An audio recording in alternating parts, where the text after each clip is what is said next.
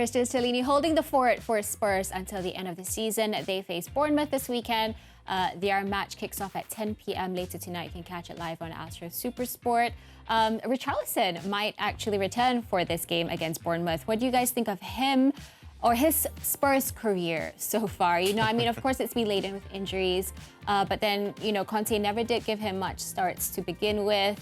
No goals so far in the Premier League. I think he scored 2 in the Champions League. But yeah, how would you sum up his career so far at Spurs, Matt? I think that's a bumpy start for him, considering the price tag that he has, and also the expectation that was put on him, because in the previous team was scoring a lot, and even for the World Cup, he was so good for Brazil team.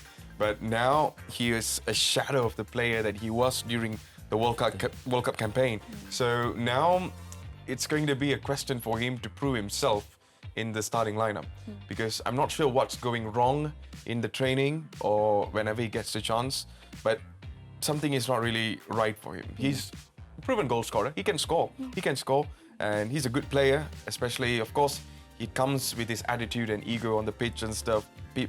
Some people really hates him, but I think overall, if you want a fighter in that squad, he can be the man.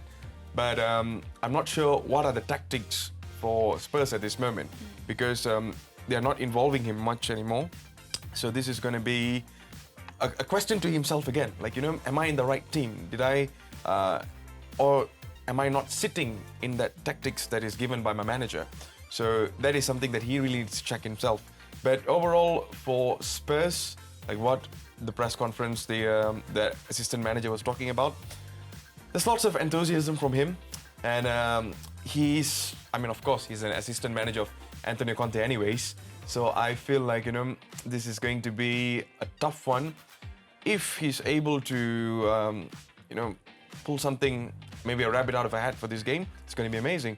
But if the form continues like what Spurs have been doing, not only for this season, but throughout the entire lifetime on the Premier League, then they have to check themselves again. Yeah, I mean, he's definitely got more enthusiasm than Antonio Conte, doesn't he? Yeah, what do you think, Hafiz? Like, can they make it into the top 4? Looking at United maybe faltering through with all the injuries they've got a chance. I mean, they have a chance again, like you mentioned about Richarlison right just now. It's like a guy who doesn't have the self-confidence in every time he plays in front of goal.